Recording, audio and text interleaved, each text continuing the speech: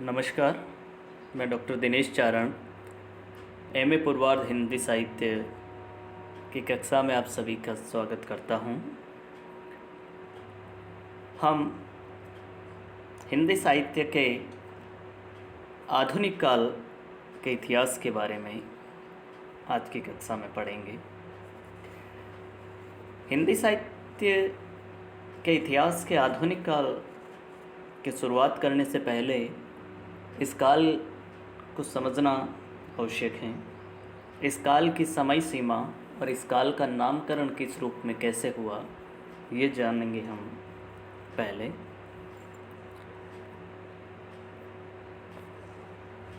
आचार्य रामचंद्र शुक्ल ने हिंदी साहित्य के इतिहास के चौथे कालखंड को गद्य की प्रमुखता के कारण गद्य काल नाम दिया और इसकी समय सीमा संवत 1900 विक्रम से 1980 विक्रम अर्थात सन 1843 ईस्वी से 1923 ईस्वी स्वीकार की है। आधुनिक काल के लिए जो विभिन्न नाम दिए गए वे इस प्रकार हैं। गद्य काल आचार्य रामचंद्र शुक्ल ने कहा, वर्तमान काल मिश्र बंधु ने कहा, आधुनिक काल रामकुमार वर्मा ने कहा और आधुनिक काल ही गणपति चंद्रगुप्त ने कहा। आचार्य शुक्ल ने इस काल का नाम गद्य काल इसलिए रखा क्योंकि इस काल में गद्य की प्रधानता परिलक्षित हो रही है। यद्यपि गद्य काल कहने से इस काल का प्रचुर परिमाण में लिखा गया पद्य साहित्य उपेक्षित सा हो जाता है, अतः इस काल को आधुनिक काल कहना अधिक उपयुक्त है। इस नामकरण में गद्य और पद्य दोनों प्रवृत्तियों का समावेश तो हो ही जाता है, साथ ही ये नाम ये भी बताता है कि इस काल की प्रवृत्तियाँ पुरानी परंपरा से हटकर नवीन एवं आधुनिक हो गई। निश्चय ही आधुनिक युग बोध ने साहित्य को दरबारी परिवेश से बाहर निकालकर जनजीवन के निकट ला दिया है। गद्य की अनेक विधाओं का विकास आधुनिक काल में ही हुआ है, जिसे हम जानते हैं कि ये आधुनिक काल क्या था, इसका परिचय क्या था, यहाँ क्या लिखा जा रहा था इस कालखंड में। आचार्य रामचंद्र शुक्ल का मानना है कि वल्लभाचार्य के पुत्र गोसाई विट्ठलनाथ ने श्रृंगार रसमंडल नामक एक ग्रंथ ब्रज भाषा गद्य में लिखा था, जिसकी भाषा अपरिमार्जित एवं अव्यवस्थित है। इसके उपरांत वार्ता साहित्य की रचना गद्य में हुई। यद्यपि अब तक सैकड़ों वार्ता ग्रंथ प्राप्त हो चुके हैं, पर महत्वपूर्ण दो ही हैं, 84 वैष्णवन की वार्ता और 252 वैष्णवन की वार्ता। इन दोनों वार्ता ग्रंथों के रचयिता मूल रूप से वल्लभाचार्य जी के पुत्र गोसाई गोकुलनाथ हैं, जिन्हें अनुयायियों ने विस्तार देकर ग्रंथ का रूप प्रदान किया। वार्ता साहित्य प्राय प्रचारात्मक, शिक्षात्मक और सोद्देश्य हैं। इसकी भाषा में तत्सम और अर्ध तत्सम शब्दों की बहुलता है। 84 वैष्णवन की वार्ता 17वीं शती के उत्तरार्ध में लिखी गई, जबकि 200 वैष्णवन की वार्ता औरंगजेब के काल की हैं। नाभादास द्वारा रचित अष्टयाम पुस्तक ब्रजभाषा गद्य में है, जिसमें भगवान राम की दिनचर्या का वर्णन है। गद्य लिखने की परिपाटी का सम्यक प्रचार न होने के कारण ब्रजभाषा गद्य का पूरा विकास नहीं हो सका। वार्ता ग्रंथों में उनका परिष्कृत व सुव्यवस्थित रूप उपलब्ध होता है, किंतु आगे चलकर काव्य की जो टीकाएँ लिखी गई उनमें गद्य का रूप बहुत असक्त एवं अव्यवस्थित रहा। जानकी प्रसाद द्वारा रचित रामचंद्रिका की टीका की भाषा भी असक्त एवं अव्यवस्थित है। खड़ी बोली गद्य की महत्वपूर्ण पुस्तक गंग कवि द्वारा रचित चंद छंद वर्णन की महिमा है। इसकी रचना सम्राट अकबर के समय में हुई थी। 1741 ईस्वी में रामप्रसाद निरंजनी ने भाषा योग वशिष्ठ नामक गद्य ग्रंथ खड़ी बोली में लिखा। इनका गद्य देखकर ये पता चलता है कि मुंशी सदा सुखलाल एवं लल्लू लाल से 60 वर्ष पहले भी खड़ी बोली गद्य का परिमार्जित रूप था। आचार्य रामचंद्र शुक्ल ने खड़ी बोली गद्य की जिन महत्वपूर्ण कृतियों का उल्लेख अपने हिंदी साहित्य के इतिहास में किया, वे इस प्रकार हैं।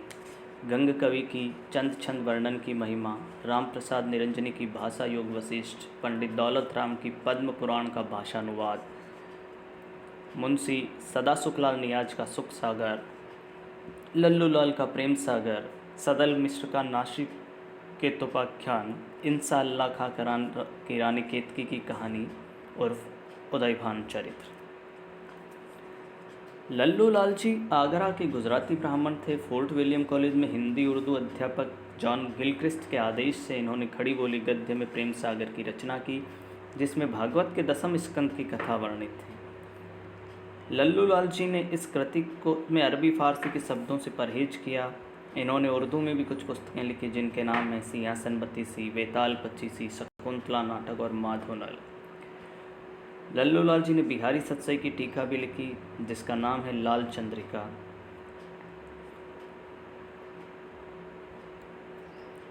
कलकत्ता में इन्होंने एक प्रेस भी खोला था, जिसे फोर्ट विलियम कॉलेज की नौकरी से पेंशन लेने के बाद यह आगरा में ले आए। इस प्रेस का नाम इन्होंने संस्कृत प्रेस रखा। सदल मिश्र भी फोर्ट विलियम कॉलेज कलकत्ता में काम करते थे। इन्होंने भी कॉलेज अधिकारियों की प्रेरणा से खड़ी बोली गद्य की पुस्तक नासिक के उपाख्यान तैयार की। ब्रज भाषा के साथ साथ कुछ पूर्वीपन इनकी भाषा में दिखाई देता है। मुंशी सदासुखलाल नियाज दिल्ली के रहने वाले थे। इन्होंने विष्णु पुराण से उपदेशात्मक प्रसंग लेकर एक पुस्तक का निर्माण किया और हिंदी में श्रीमद् भागवत पुराण का अनुवाद सुख सागर नाम से किया। मुंशी जी ने न तो किसी अधिकारी की प्रेरणा से और न ही किसी दिए हुए नमूने पर अपने ग्रंथ लिखे। इन्होंने हिंदुओं की बोलचाल की शिष्ट भाषा में अपनी रचनाएं की। इंसा अल्लाह खां उर्दू के प्रसिद्ध शायर थे, जो दिल्ली के उजड़ने पर लखनऊ चले आए थे। इंसा अल्लाह खां ने रानी केतकी की कहानी या उदयभान चरित की रचना 1800 ईस्वी के आसपास की।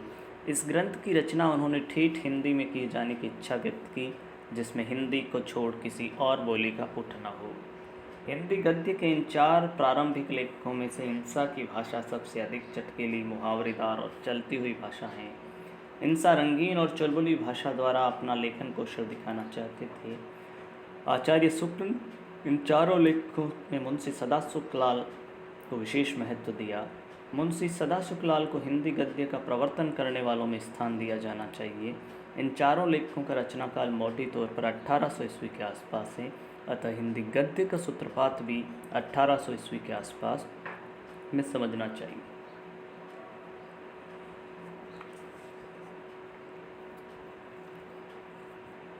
राजा शिव प्रसाद सितार हिंद, राजा लक्ष्मण सिंह, इन लोगों ने हिंदी के प्रचार प्रसार में अपना योगदान महत्वपूर्ण तरीके से दिया।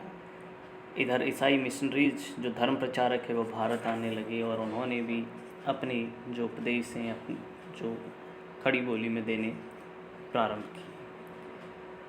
ये भारतीय सांस्कृतिक जागरण काल है पूरा का पूरा, जिस समय कुछ समाज सुधार आंदोलन प्रारंभ हुए।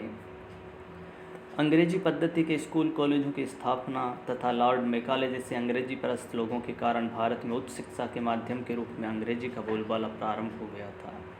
अंग्रेजी शिक्षा का प्रचार प्रसार बंगाल में सबसे पहले हुआ, क्योंकि कलकत्ता विदेशी व्यापारिक गतिविधियों का केंद्र था। पश्चिम उत्तर प्रदेश एवं अवध बहुत बाद में ब्रिटिश राज्य में मिलाए गए। अंग्रेजी शिक्षा प्राप्त व्यक्तियों को नौकरी आसानी से मिलती थी, इसलिए भी लोगों का झुकाव उसकी ओर हुआ। अंग्रेजी शिक्षा पद्धति ने भारतीय बुद्धिजीवियों को भी सचेत किया और जन जागरण हेतु यहाँ कई संस्थाएं स्थापित की गई। थियोसॉफिकल सोसाइटी की एक शाखा 1882 ईस्वी में मद्रास में खोली गई। इस संस्था की इंग्लैंड शाखा से संबद्ध श्रीमती एनी बिसेंट 1893 ईस्वी में भारत आई और सोसाइटी के विकास कार्यों में तन मन से जुट गई। उन्होंने अपने आदर्शों की पूर्ति हेतु अनेक शिक्षण संस्थाएं खोली। बनारस का सेंट्रल हिंदू कॉलेज इसी प्रकार की संस्था है। आर्य समाज के संस्थापक दयानंद सरस्वती हैं। यद्यपि हिंदू धर्म एवं संस्कृति के उन्नयन हेतु इस संस्था की स्थापना की, तथापि समूचे देश में राष्ट्रीय भावना का संचार करने और राष्ट्रभाषा हिंदी का प्रचार करने का श्रेय भी इन्हें दिया जाना चाहिए। स्वामी जी ने सत्यार्थ प्रकाश की रचना हिंदी में की। आर्य समाज का सारा कामकाज हिंदी में प्रारंभ हुआ। ऐसे उन्होंने श्री केशवचंद्र सेन के सुझाव पर किया। आर्य समाज का प्रभाव संपूर्ण भारत पर रहा। राजा राम मोहन राय ने ब्रह्म समाज की स्थापना की। केशवचंद्र सेन ने प्रार्थना समाज की स्थापना की। विवेकानंद ने रामकृष्ण मिशन की स्थापना की। ये सारी संस्थाएं जो समाज सुधार का कार्य तो कर ही रही थी, साथ ही साथ हिंदी को बढ़ावा भी इनसे मिल रहा था। तो हिंदी के प्रचार प्रसार में इन संस्थाओं की अपनी एक महत्वपूर्ण भूमिका थी, अपना एक महत्वपूर्ण योगदान था। और हिंदी और ख़ास तौर से खड़ी बोली हिंदी का प्रचार प्रसार इस दौर में होने लगा। यहाँ से आगे हम देखते हैं कि हिंदी गद्य का विकास जिस प्रकार से भारतेंदु युग द्विवेदी युग में होता है, वो हिंदी के लिए एक महत्वपूर्ण है। आज की कक्षा में हम इतना ही पढ़ेंगे। अगली कक्षा में हम भारतेंदु युग के बारे में जानेंगे। धन्यवाद। इसमें अगर कुछ समझ नहीं आया है तो आप पुनः मुझसे पूछ सकते हैं। धन्यवाद।